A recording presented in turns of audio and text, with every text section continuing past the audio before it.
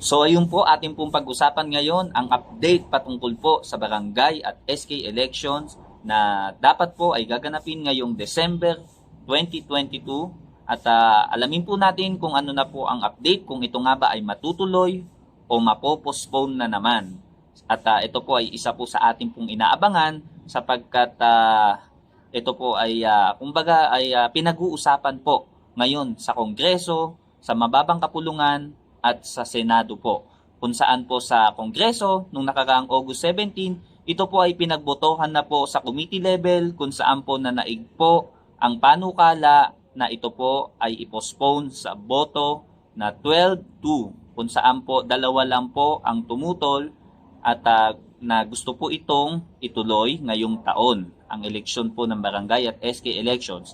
Kung saan po naliwanag po ng Commission on Elections, pinamumunuan ni Chairman George Erwin Garcia na kung ang barangay elections po ay mapopostpone ngayong taon at iuusod po sa mga susunod na taon, ito po ay magkakaroon ng epekto lalo na po sa budget po nito kung saan po ito po ay madaragdagan po o lalaki po ang budget na kinakailangan ng Commission on Elections para maisagawa po ang barangay at SK elections kung ito po ay magkakaroon ng batas na i-postpone ngayong taon at isunod po sa panahon na gusto po ng Kongreso na ito'y ganapin. So ipinaliwanag po ito ni Commissioner George Erwin Garcia at ito po ay napakinggan ng ating mga mambabatas at yun nga po sa Kongreso ito po ay pumasa na sa committee level kung saan po ang panukalang barangay elections po ngayong taon ay mapopostpone at itutuloy po sa kanilang panukala na December 2023 sa unang Lunes po ng December 2023 doon po sa version po ng House of Representatives doon po sa Kongreso po. At ito naman po kahapon ay nagkaroon na po ng hearing ang committee po na pinamumunuan ni Senator Imee Marcos, ang Committee on Election Reforms and Suffrage kung saan po ay umattend din po sa pagdinig ang ating po mga senador, nakasapi at nagpanukala po ng postponement ng barangay election sa Senado naman po at dinaluhan din po ito ng mga kinatawan ng Comelec sa pangunguna ni Commissioner George Erwin Garcia, ang kasulukuyang chairman ng Comelec, kung saan po ipinaliwanag din po nila at ang naging reaction nga po ni Senator Imee Marcos ay nagulat po siya sapagkat po kung ipopostpone po pala ang barangay elections ay ito po ay talagang magkakaroon ng pangangailangan ng malaking pondo kung saan ikinagulat po sapagkat ang pondo lang po ngayon na nakalaan po talaga para sa barangay at SK elections ay nasa 8.4 billion po.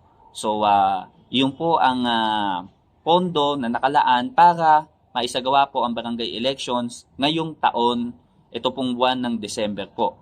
At kung ito naman po ay mapopostpone sa 2023 ng Mayo o kaya Disyembre, according po dun sa mga panukalang batas na nakafile po sa ating Kongreso at sa Senado, ay ito po ay magdaragdag ng nasa more or less 9 to 10 billion. So aabutin po ng 17 to 18 billion pesos ang kakailanganin po para sa barangay elections. Dahil nga po, kung ang barangay elections po ngayong taon ay mapopostpone, ang gagawin po ng Comelec ay mananatili po sa kanila ang pondo sapagkat hindi po ito pwedeng i-divert sa iba dahil nga po sila po ay nakalaan na po yung pondo po na yun para sa election po at yun nga po, magkakaroon po muli ng panibagong serye ng registration para po sa mga hindi pa po nakakapagparehistro bilang botante para po sa barangay at SK elections po. Kung saan po ine-estimate po ng Comelec na aabot po sa 3 hanggang 5 milyon na bagong botante ang madaragdag kung i-extend po ang barangay election sa susunod na taon. So doon po ipinaliwanag ng Comelec na iyon po ay isa sa magiging dahilan kung bakit madaragdagan ang pondong kinakailangan po nila at kaalinsabay po noon ang mga supplies na kinakailangan at ang pagtataas po ng honoraria ng mga magiging election workers po sa darating na eleksyon ng barangay po. kung sakasakali pong ito'y i-postpone. At kung ito naman po ay kanilang pananatilihin at itutuloy po ngayong taon, ay ayon naman po sa Comelec ay sapat na po ang pondo po na yon. Dangan lang po ay magiging mababa lang po ang honoraria ng ating mga guro doon po sa darating na eleksyon ng barangay kung ito po ay ipupush through o itutuloy po ngayong taon. So, according po sa Comelec, ito naman po ay sapat na at sila naman po ay handang-handa na po at sa katunayan po ay nagsasagawa na po sila ng mga procurement at biddings po na kinakailangan para doon po sa barangay at SK election. So ito po, kumbaga ang sinabi nga po ni Senator Imee Marcos ay nagulat po siya sapagkat ang laki po pala ng magiging gastos.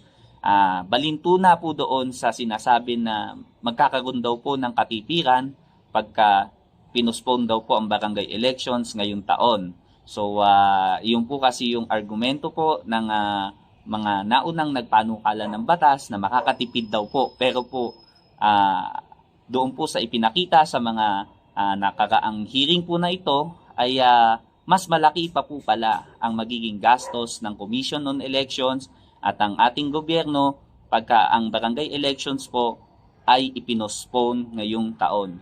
So kayo po mga kabrad, ano po ang inyong opinion? At para po sa ibang detalye, atin din pong panoorin yung iba pa pong napag-usapan doon po sa hearing po nitong Senate Committee on Electoral Reforms and Suffrage. So panoorin po natin. Senator Escudero and SBN 453 of Senator Jinggoy Estrada. Both bills provided for template holdover and appropriations clauses, and I'm fully aware of the proceedings that were conducted in the House of Representatives, voting in effect for the postponement to December 2023.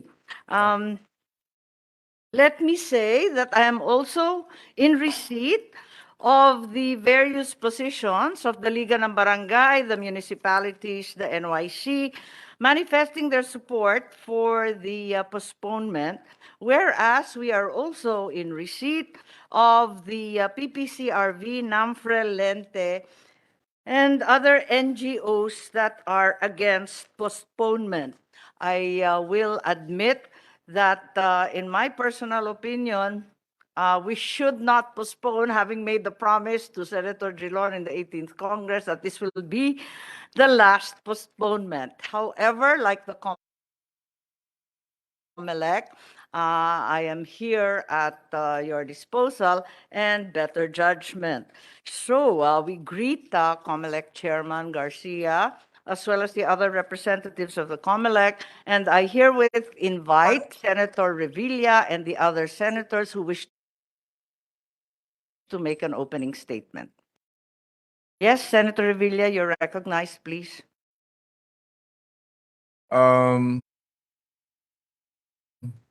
Good afternoon to our chairperson, Senator Imee Marcos, my dear colleagues in this committee, fellow public servants and guests.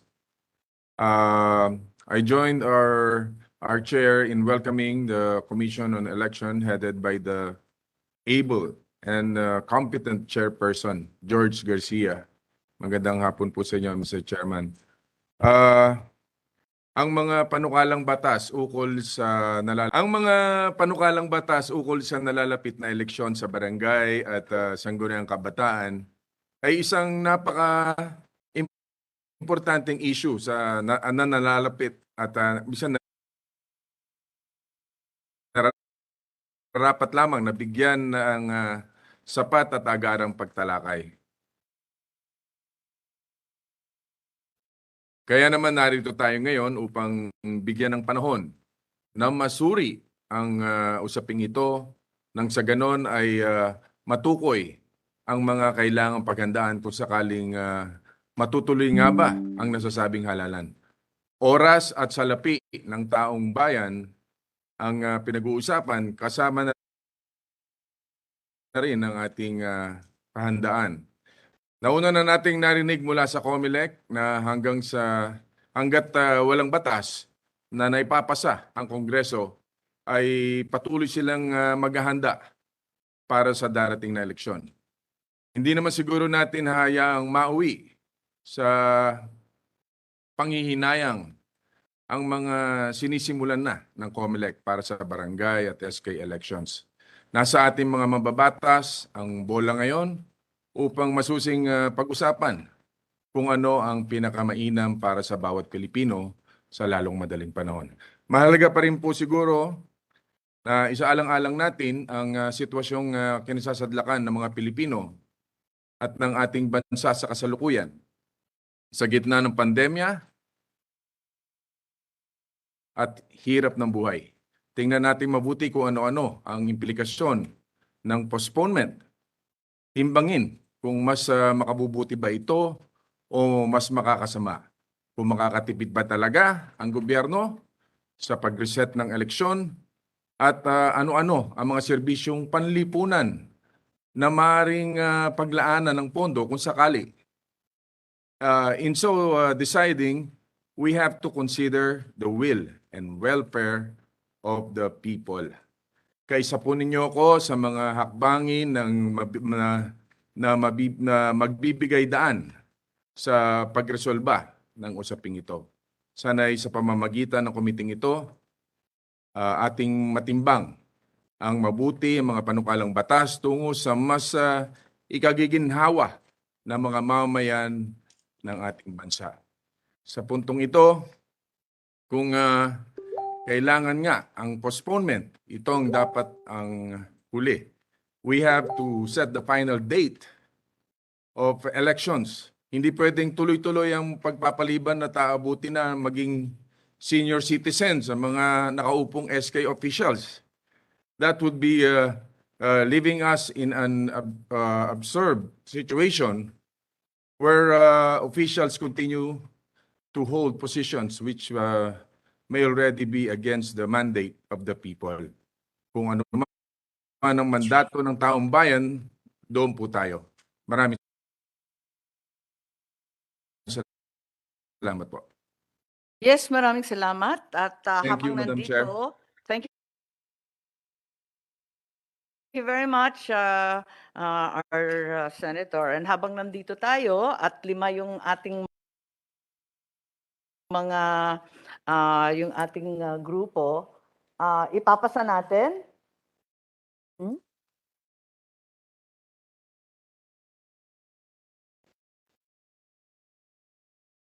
Yes, so inasmuch as there are 5 senators here present online and the 2 of us here in physical presence, may I ask that we pass at this juncture the supplemental rules to the rules of the Senate so that we can activate and reorganize this committee. Okay, second. I second the motion. Second, Madam Chair. Okay, there being no objection, we herewith pass the supplemental rules, there being no difference from the previous, we are passing them as is. The committee therefore is composed of 13 regular members. These are Senators Villar, Go de la Rosa, Revilla, Mark Villar, Robin Hood Padilla, Jinggoy Estrada, Nancy Binay, Lito Lapid, JV Ejercito, Francis Tolentino. For the minority, Risa Ontiveros, and the 3 ex-officio members shall be Senator Legarda, Senator Joel, and for the minority, Senator Coco. With that, our committee is organized. And if Senator Jinggoy would like to make a sponsorship statement, you are welcome to do so. Thank you, Mr. Chair.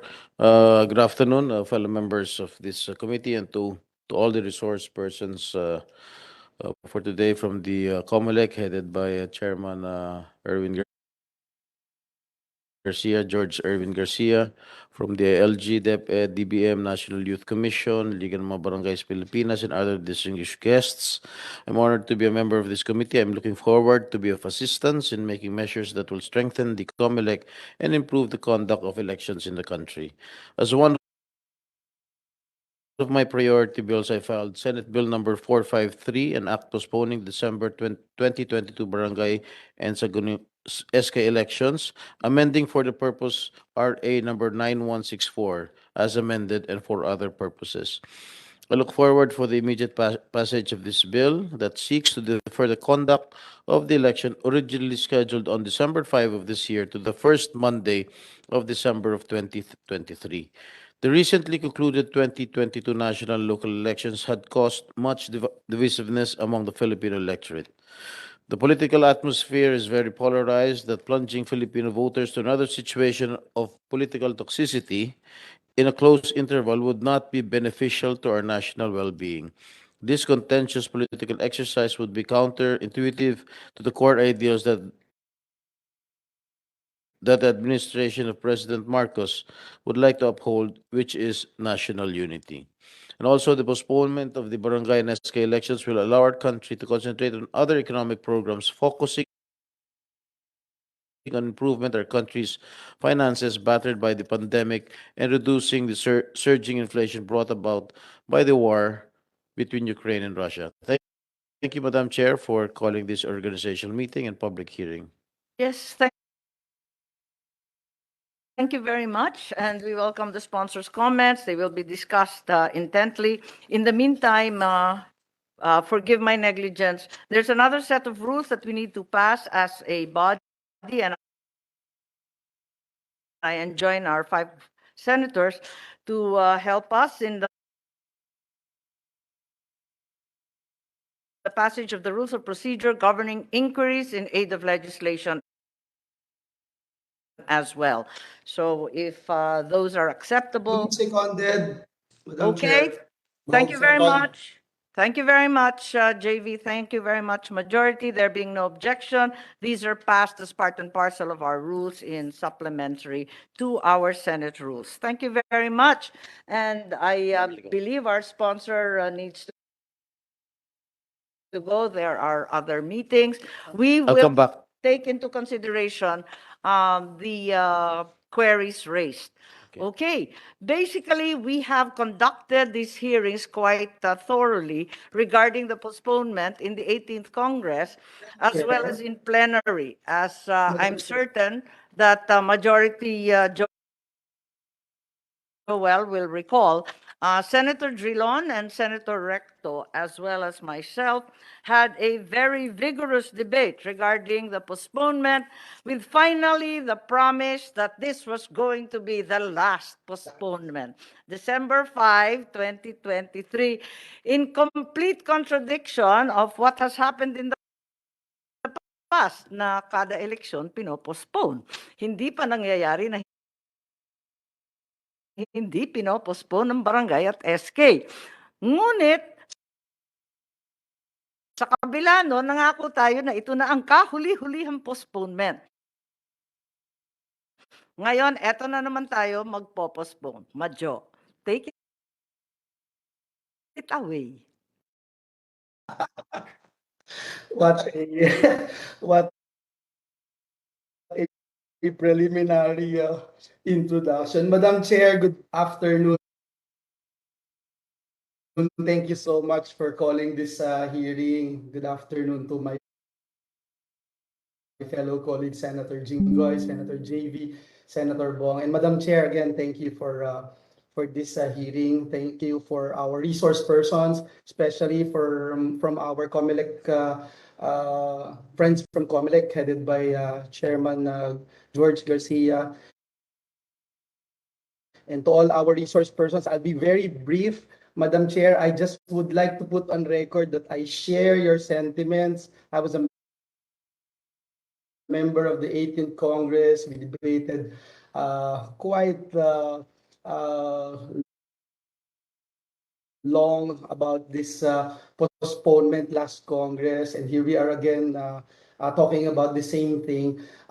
We are interested. I'm just here to listen, Madam Chair. We are interested to hear from various stakeholders regarding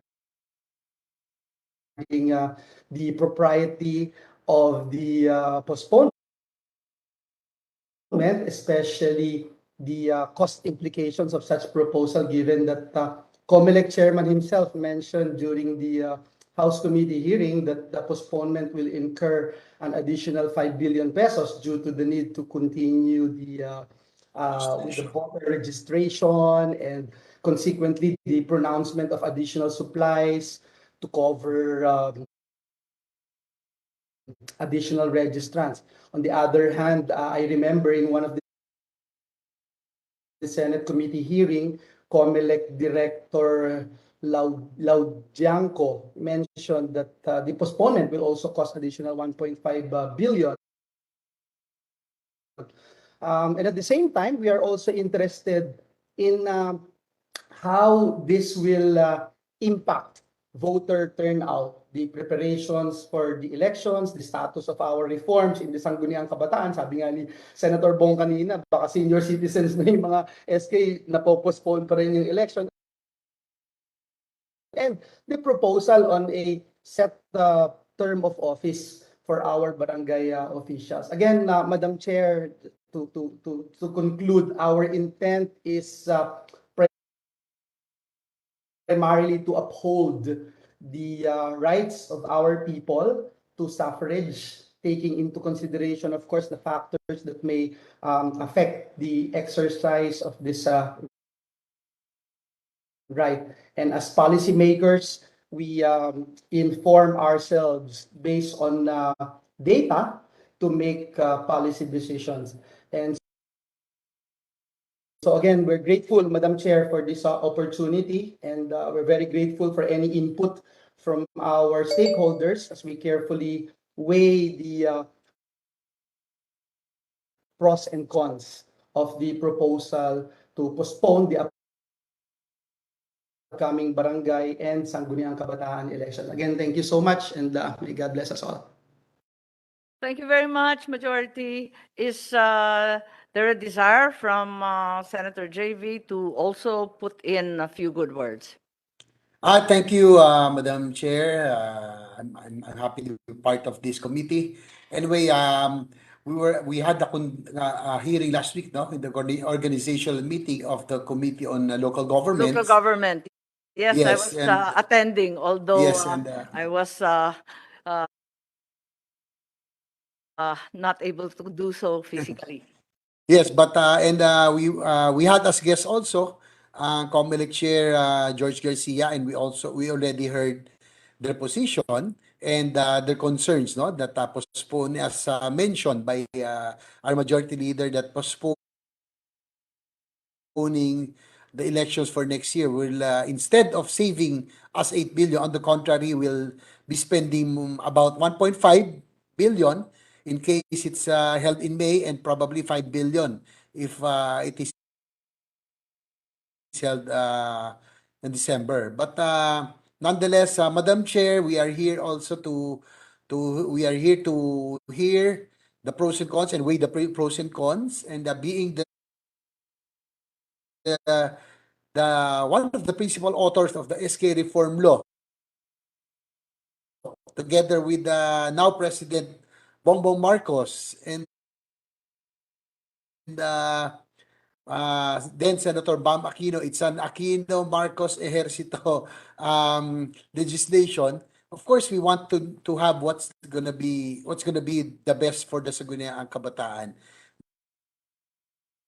But nonetheless, we would. I'm here to hear. I am here to listen, and of course, we will make a decision. No? After we have weighed all the options. Thank you, Madam Chair. Yes, thank you very much. And we are apprised of the opinions, and given the lateness of the hour and the subsequent session at 3 p.m., let us go through the heart of the matter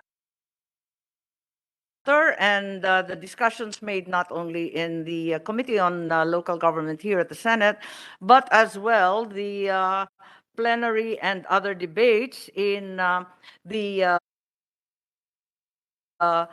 Congress. I understand it was determined to approve the postponement of December 5, 2022 to December 2023 and every 3 years thereafter. I am not so certain what every 3 years implies. Does it mean, I see clarification from the Comelec who were at the House, does it mean that it will therefore be December 2023 and thereafter December 2026? Is that correct po? Anyone can reply, I wasn't there. Madam Chairperson, I think that is the correct interpretation. 3 years from 2023, in the event that the election will be postponed by 2023 of December. Yes, I would just like also to bring to mind the information derived from the interpellation by then Senator Recto regarding the length of every barangay and SK term. If you notice, 17th Congress, the barangay and SK elections were postponed not once, but twice. In the 18th Congress, we postponed once at the outset. Hence, it would be noted that the actual terms of the barangay and the SK has been an average of 5 years because of the constant, repetitive, consistent postponements. If you will note, the first term was 7 years, 1989 to 1994 was 5 years, and then 3 years, and then the fourth of 5 years, 2002 to 2007, 5 years na naman. Tapos 2010, naging 3 years, tapos 2013, 2018, 5 years na naman, 2018 to 2023, 5 years na naman. So, ang sinasabi noon ni Senator Recto, and perhaps this is a consideration, baka naman mag-decide na tayo na mas mabuti na 1 year after the presidential election, gawin na natin kada 6 years para may fresh mandate kasama ng Pangulo from the grassroots all the way up, there's a fresh mandate. What does the Comelec think of this outright extension so that we are not subjected to constant and repetitive postponements? Madam Chair, with your kind permission, the Majority Floor Leader and the members of the committee, Senator JB and Senator Bong Revilla. Madam Chair, the Constitution is very specific under Article 10, Section 8. It says that the term of office of all local officials except barangay officials shall be 3 years. Because as far as barangay and SK officials are concerned, it can be provided or fixed by law. And so it's up really to Congress whether to fix it by 5 years or 7 years, as the case may be, or even on a case-to-case basis. And that provision of the Constitution is now being used by Congress for policy determination as to whether it's really 3 years or 5 years or 7 years. So it really depends on the Congress, Madam Chairperson. Yes, I am in full agreement with our chairman here na nasa kamay ng ating mga mambabatas ang termino ng barangay at ng SK dahil yun ang sinasabi ng ating saligang batas na yung itinakdang 3-year term para sa local government officials at sa iba pang official katulad ng mga kongresista. Subalit, yung barangay at yung SK, ang sinasabi doon, nasa batas. So, pwede natin isabatas ang anumang kinakailangan. So, I think there should be some consideration of just extending it 1 year after the presidential election. I have concerns also about December 2026 as we know, as we speak, there is a rampaging typhoon Florita throughout the country, at least in northern Luzon. It's caused a great deal of destruction. Panahon ng bagyo po ang December. Talagang hassle ang December para sa mga local government units at saka sa mga particular na mga Comelec offices. Kaya yung objection sa December dati, dahil sa panahon. Ano po sa tingin ninyo? Ayan, Director Cruz, lahat ng mga nasa ground, at saka Director Elnas, di ba, parating iniiwasan natin yung December kasi nga bagyo eh. Kokonti ang turnout at saka napipinsala pa yung iba. What are your thoughts, please?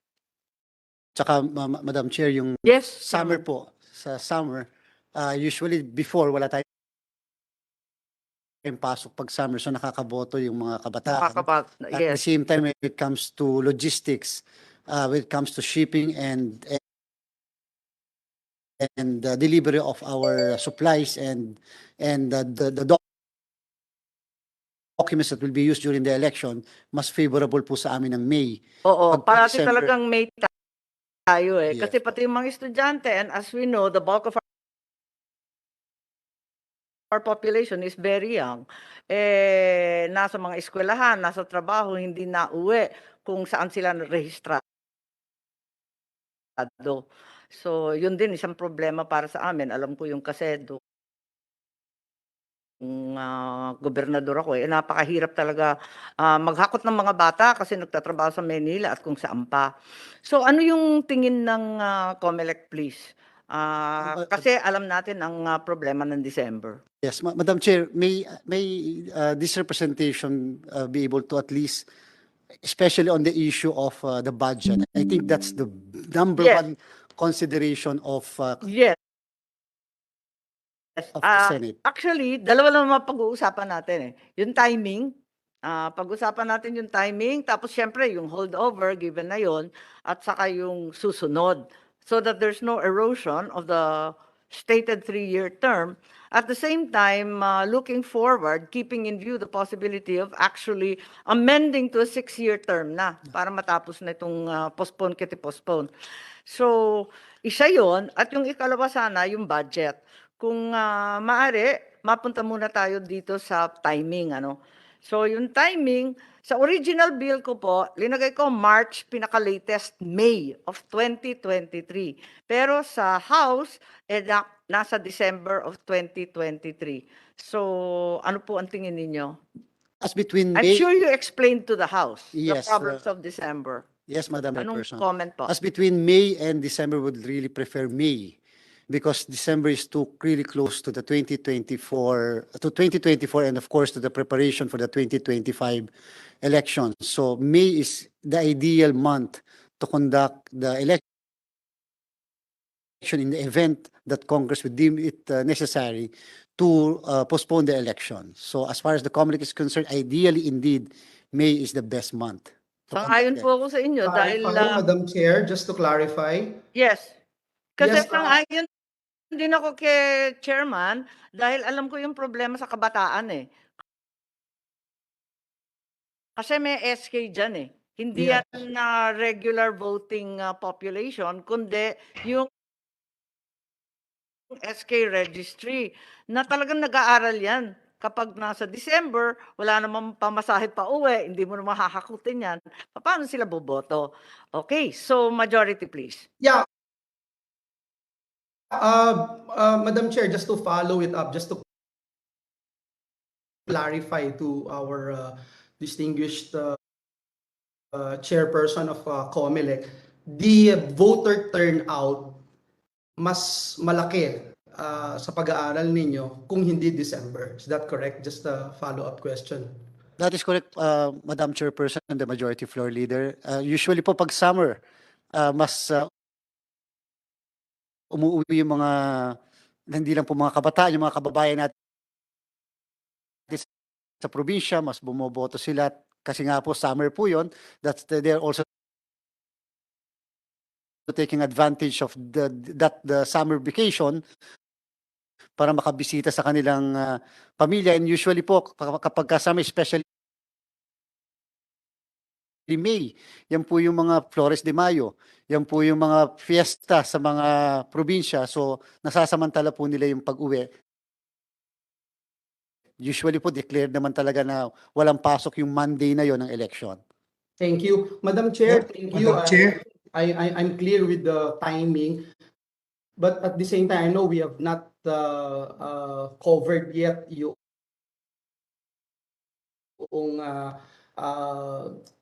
talking about our young people, because I remember during the organizational meeting of the Committee on Local Government headed by our seatmate, Senator J.V. Ejercito, it was mentioned that there are many SK members that resigned due to various reasons, and as a result, many SKs are unable to pass resolutions because they have incomplete members. So I hope that it will also be tackled, because at present we have 42,046 barangays, and I don't know how many SK officials we have, and whether SK chairpersons or members. So it's a concern as of this time, how many Sanggunian Kabataan positions are vacant. So I just want to put that on record. Thank you, Yes. Madam Chair. Yes, I agree. I'm in full agreement with the majority as well as the observation of Senator J. Madam Chair. Sorry. Madam Chair. Yes, 1 second lang, just a quick comment. I will recognize you, Commissioner Bulay. Just a quick comment on the SK. That in fact, nung nagkaroon ng halalan, halos lahat yata o talagang napakaraming mga federasyon ng SK hindi mabuo. Noon yun. Ngayon, na nakalipas na yung 5 taon, mas lalong bawas na yung SK na halos hindi mo na nga malaman kung saan sila nagtatrabaho, nag-aaral, anuman.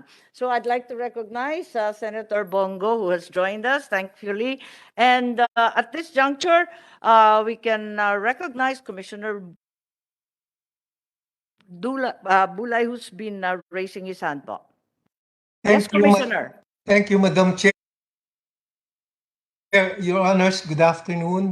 My concern with regards to the question answered by our Honorable Chairperson is number one, May is vacation, and all the classrooms we're supposed to use as voting precincts, voting centers will be free. Number two, my problem with regards to procurement aspects of the materials we will use for the election. We need siguro, I think we need siguro some exemptions to PD 9184, because at this point in time, it mandates procurement timelines and deadlines. So, say for example, the indelible ink. The law says that we should read it now and have it delivered this year. So, our suppliers are fearful that if it's 2024, it might have expired already. And so with I think they can still guarantee December of 2023. But all the more, that is pretty sure that if the elections were held on May, potent pa yung indelible ink natin at magagamit. Number three po is we will be given more time to take out the Bske from our agenda in the Comelec and focus on the 2025 midterm election, which yung cry, public outcry is to replace the machines that we used in the last election in May. So that will require a lot of time. So that is my concern, Madam Chair and Your Honors.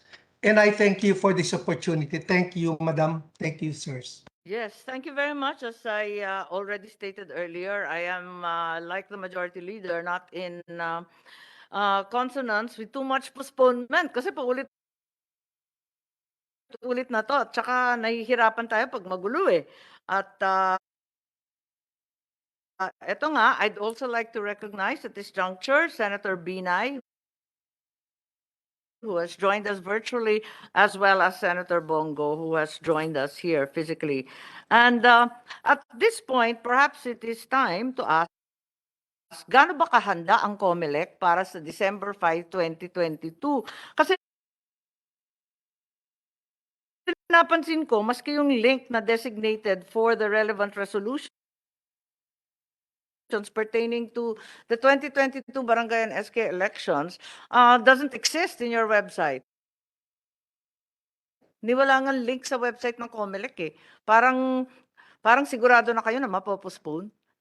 Sabi nga ni Commissioner Bulay eh, talagang wala pang pinoprocure. Ipo-posting pa yan, ipapublish pa yan. Eh talagang short of time na tayo. Talagang ipopostpone at ipopostpone. Chairman, please. Thank you very much, Madam Chairperson. Incidentally, Commissioner Ray Bulay is our commissioner in charge for the Barangay and SK election. That's the reason why he is the overall in charge of that. Now, all of our directors, the top officials of the commission are presently at Baguio City. We were supposed to join them because we are now drafting all the guidelines and necessary resolutions, which will be posted later on, subject to the approval of the commission and bank, which will be posted later on in our website, Madam Chairperson. Now, as far as the awards of certain contracts for the supply of certain materials that we'll be using, we already started with the award and procurement of padlocks. The next will be the procurement of the papers that will be used for the printing of the ballots. Again, we're hoping that we'll be able to print all the ballots by September, the entire month of September. The latest will be the second week of October, and such other documents and materials that we'll be using will be able to procure before the end of September. Kasi po yung delivery and shipment and transport ng lahat ng election paraphernalia always consistently in all the election will be needing at least 3 weeks. That's right. Before the conduct of the election. So everything must be complete by the second week of November, hopefully. So actually, ang sinasabi po ni Chair, handa naman kayo. handang-handa po kami. Handang-handa na para sa December 5. Yes, kung Madam pipilitin.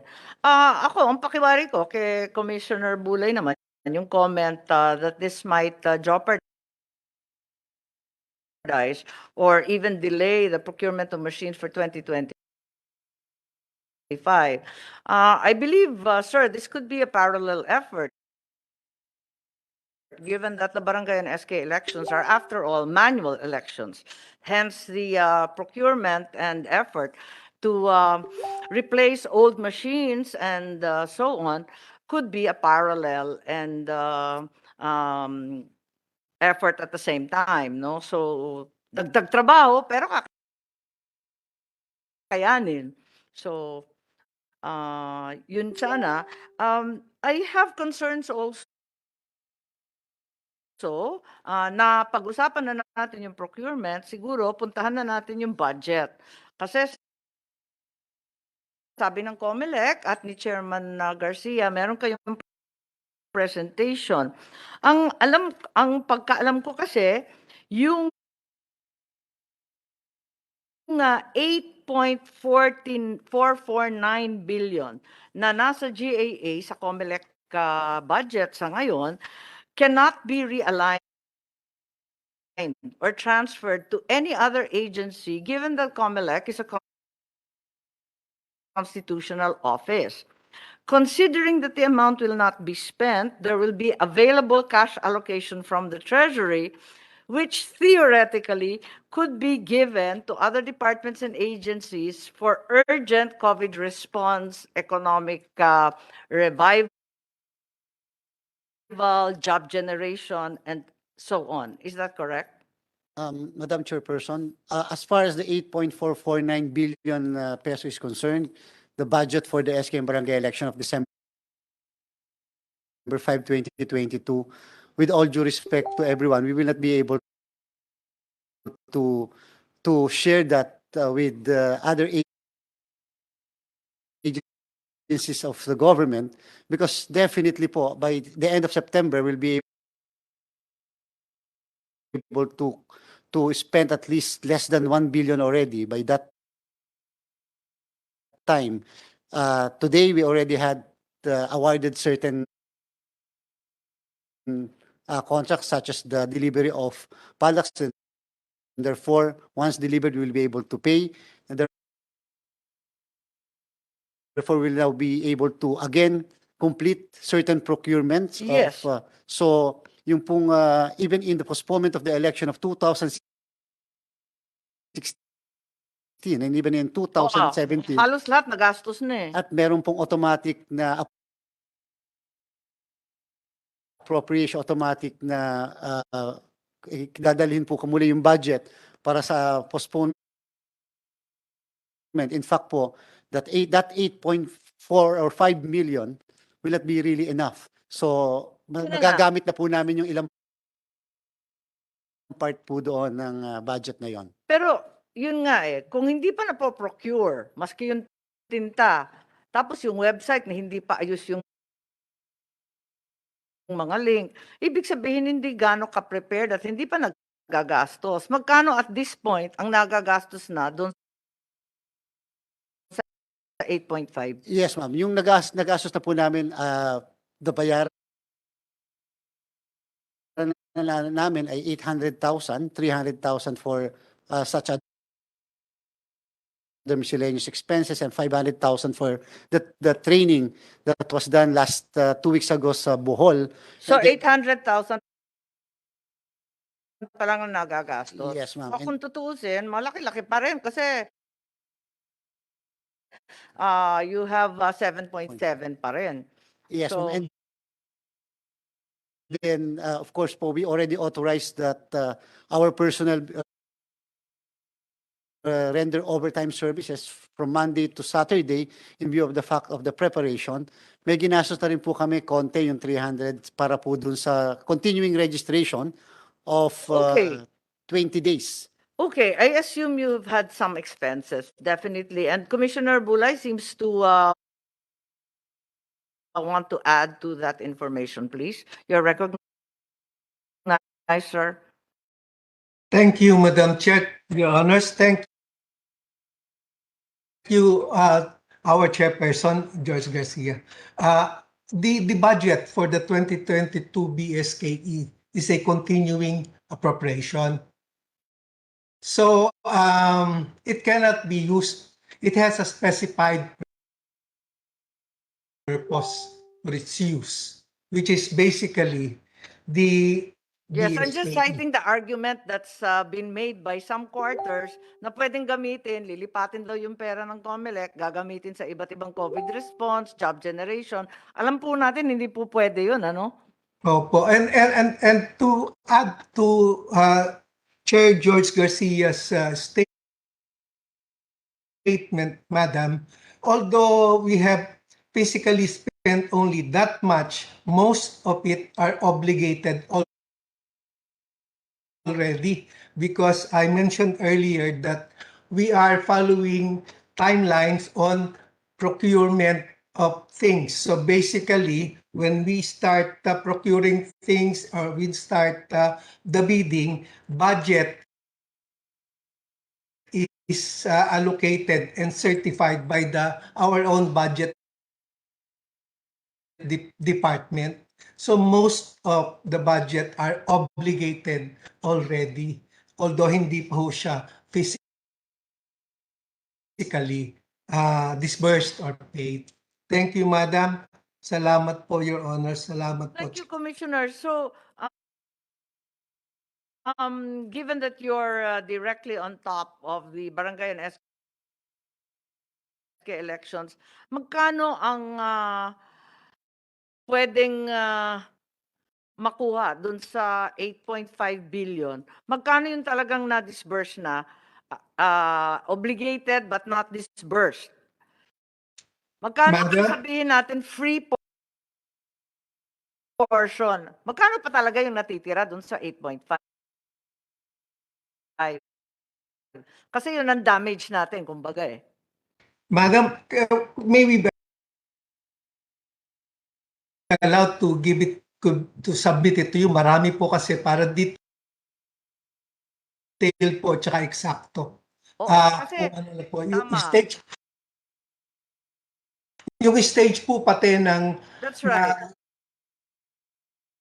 procurement kasi may mga masisira na po na public vested rights do sa mga tao. Kasi meron tayong training na actual disbursed na yon, ganastos na yon, 'di ba? Nabayaran na yon. May binabanggit si chairman na 300 million na ginastos na rin pagkat 300,000 o 300,000 o at least nabawasan. Okay, 300,000 na ginastos na para sa overtime pay ng iba't ibang empleyado. Meron rin tayong sinasabi na obligated na awardan na ng kontrata at saka yun ang sinasabi rin ni Commissioner Bulay na may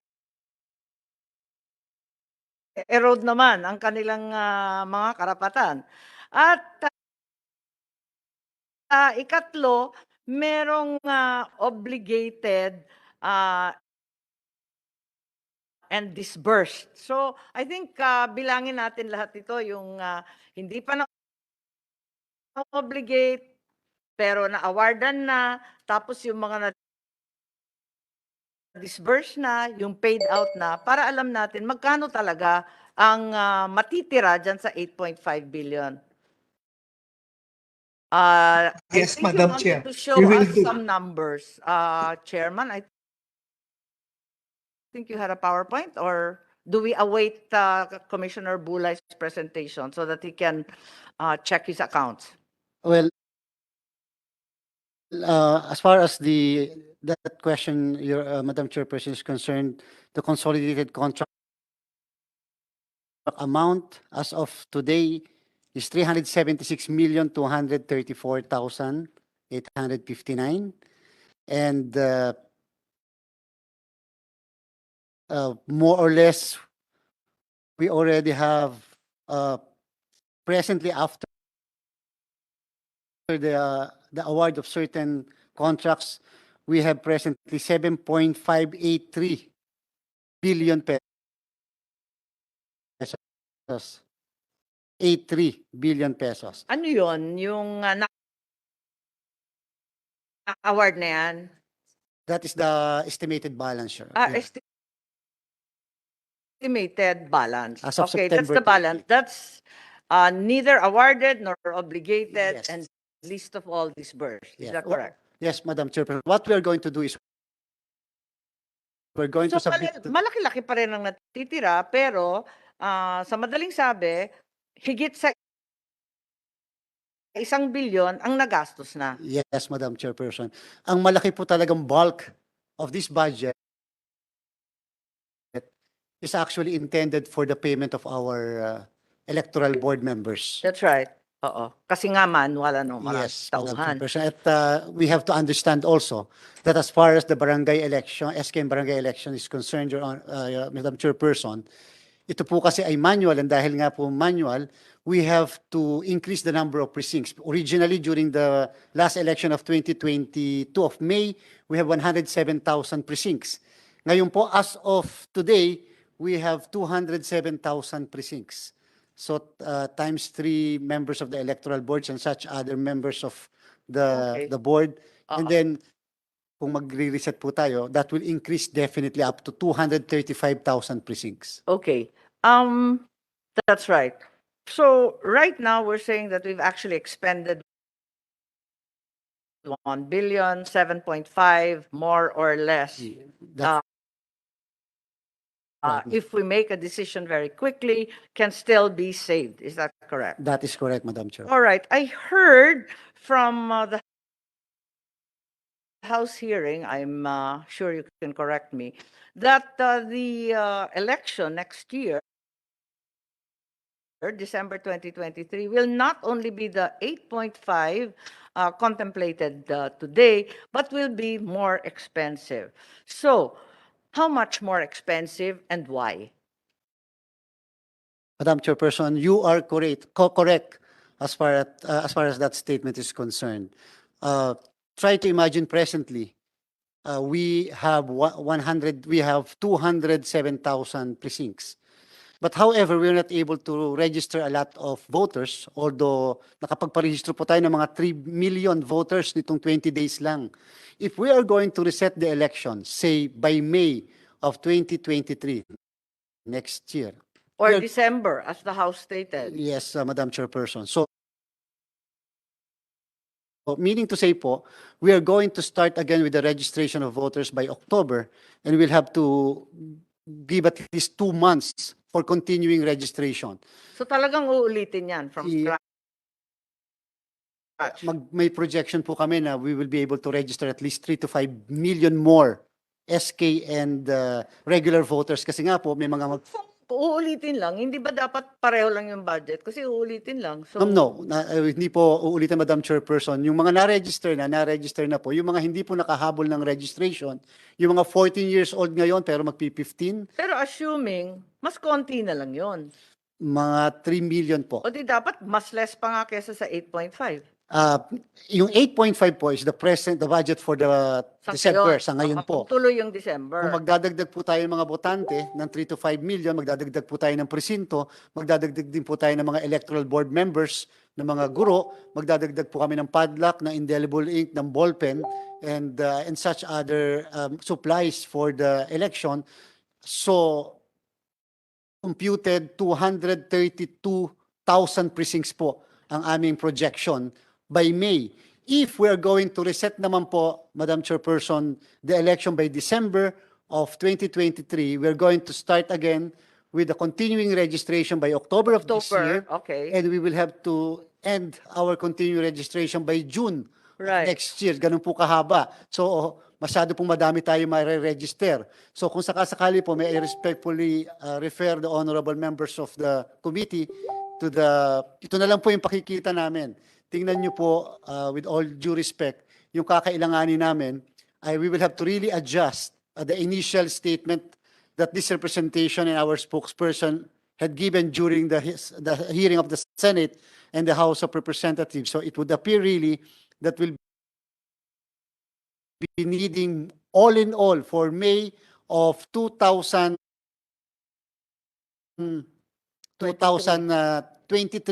we'll be needing at least 17 billion.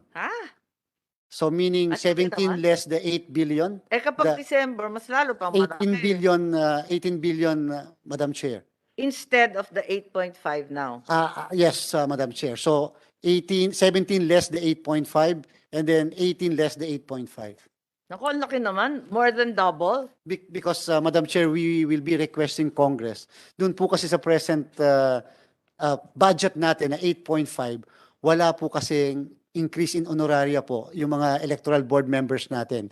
And kasi nga po natanggal yung kanilang tax exemption.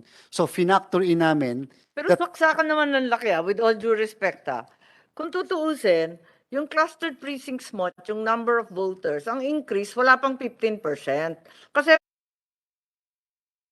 from 2007 to 235,000, o mahigit kumulang 15%.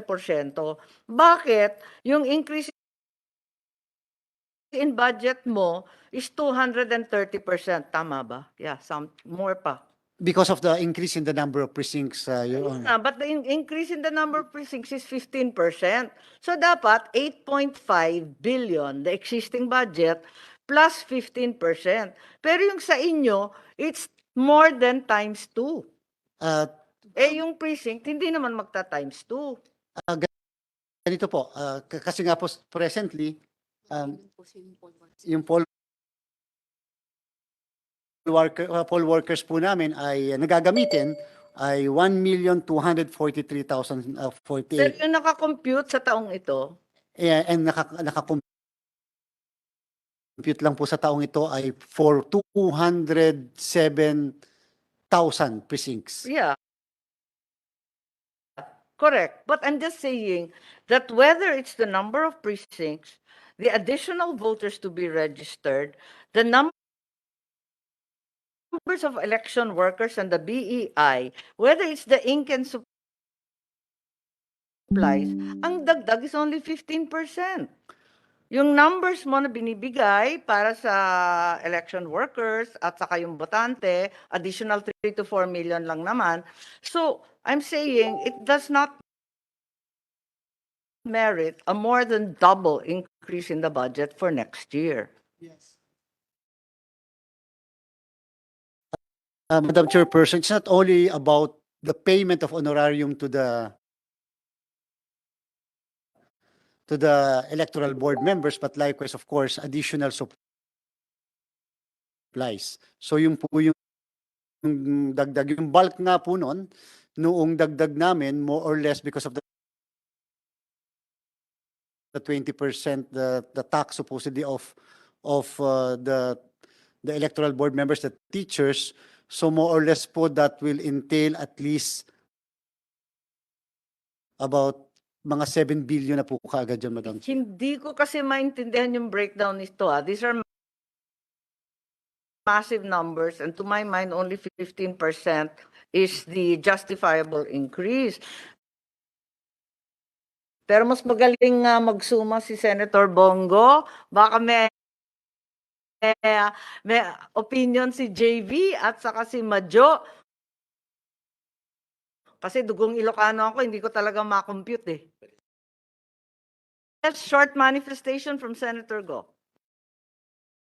Thank you, Madam Chair. Pleasant day to all of you. May I just deliver a quick manifestation. First, congratulations, Madam Chair. And also, I congratulate the Comelec for the successful and generally peaceful conduct of the May 2022 national elections. Chairman George Garcia, then Commissioner, ikaw yung muka ng Comelec nung nakaraan. And congratulations po sa lahat ng empleyado po ng Comelec. The recently concluded elections were truly commendable as it was the first electoral exercise in the Philippines to be conducted during a pandemic. Napakahirap po nun. Ang ganda po ng turnout natin, more than 80% ang turnout kahit na sa pandemya tayo. In relation to the agenda today, as we know, Madam Chair, the barangay is the basic political unit in the country. It is mandated to maintain public order and ensure the protection of life, liberty, and property in each of its respective jurisdiction. It also serves as the primary planning and implementing unit of government policies, plans, programs, and projects and activities in the community. Sila ay kabilang sa mga frontliners natin sa pagresponde sa health crisis. Naintindihan ko po ang trabaho ng isang kapitan, agawad, SK. Kayo po yung nilalapitan ng tao. First responder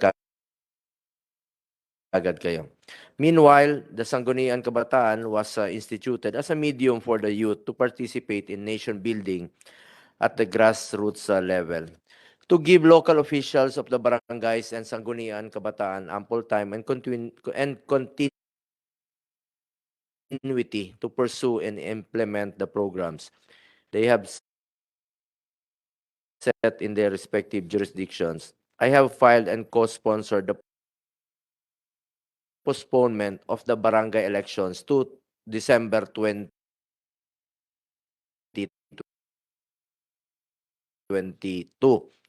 Hindi naman po kasalanan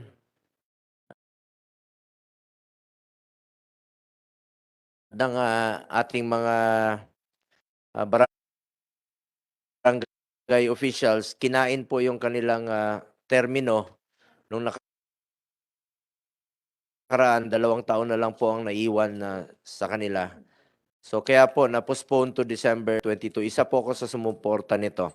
Now, there are proposals to further postpone the elections. I laud this committee for taking up this urgent matter this early so that we could listen to the position of the stakeholders. Naintindihan po natin ang concern ng ating mga barangay officials. Nadulot ng pandemya, hindi nila gaanong naisakatuparan ang mga plano nila sa kanilang barangay. Ang importante, balansihin natin ang pangangailangan ng barangay nang hindi nasasakripisyo ang karapatan ng ating mga kababayan na pumili ng kanilang barangay officials. Yun lang po, Madam Chair. Ako po'y kaisa mo sa pagdinig na ito. Maraming salamat. Maraming salamat kay Senator Go. Lahat kami sang-ayon at payag. Total na sanay na tayo kapopospon ng barangay at SK election. Pero sinasabi ko nga kay Senator Jinggoy, kahit nais ng iba na postpone hanggang sa December 2023, nasisindak ako sa karagdagang budget na higit sa doble. From 8.5 billion, magiging 18 billion ang sinasabi ni Chairman George dahil dadagdagan yung presinto, ang boto, ang electoral workers, ang ink and other supplies. Pagkalaki-laki naman kasi ang bilang sa akin, 15% additional lang naman yon. Bakit naman ganun kalaki ang paglolobo ng budget? More than 100%. More than 200%. From 8 billion to To 18? pag December 18. 18. Yes, Madam Chairperson, kapag 10 billion more? yes, Madam Chair, simply because we would like to increase the honoraria being received by our electoral board members. Nasabi po ba ninyo yan sa Congress? Na ganyan ang karagdagang budget? Ang nasabi ko po, Madam Chair, at that time, simply because hindi namin na-factor in yung 5 billion only. 5 yung billion. 5 billion, nagulat na kami. Yung 5 billion po, Madam Chair, ay May of 2023 yung nabanggit ko. Sabi po namin, kung magsakali magde-December, baka po doble yon. Sabi nila, kung 2024 pa, so mas doble yon. So, talaga pong, it will entail a lot of cost, Madam Chair, simply because... Hindi naman doble kung 3 to 4 million additional voters, kung 15% additional precinct, wala naman sa doble yun. The reason, Madam Chair, is because of the increase in honoraria po. Ngayon po, they are receiving chairperson. Siguro you can give us details na Yes, lang. Oo. Madam Chair. Please submit na lang. In the meantime, I'll invite my other members, si Majority Leader Villanueva, si JV na nandyan, si Nancy, si Senator Jinggoy, si Senator Bong. I think the Comelec made its statement and I'm very sorry for the rude interruption, but because of the lateness of the hour and our impending session, Madam maybe you have Chairperson? comments? Yes, Madam please, Chairperson? Nance, yeah. Yes, Yes, you're question lang. recognized, Senator Yes. Binay. Thank you, Madam Chairperson. Hindi, kasi nabanggit po ni Chairman na dahil sa honoraria kaya tataas. Kung mapasa ho ba namin sa Senado yung exemption dun sa tax nito, hindi na ba kailangan itaas? Kumbaga hindi na kayo mag-i-increase ng budget? Mag-i-increase pa rin po, Madam Chairperson, pero po, sobrang bababa po ng mga at least 5 billion ang mabababa po kasi nga po we have kung sakasakali po we have 1,243,000 poll workers. Ang mga chairperson po ay 10,000 sa kasalukuyan kung mai-increase po sila ng 12,000. Yung po mga poll workers members ay 9,000 and then yung other poll workers ay 7. Pina-factor in po kasi namin, Madam Chairperson, yung pong tax exemption supposedly nila na dahil nga po nawala yung tax exemption, so medyo bababa po yung kikitain ng ating mga electoral board members. And we have to understand really, and that is what the Comelec is really fighting for. We really have to understand that because this is manual. Compute namin yung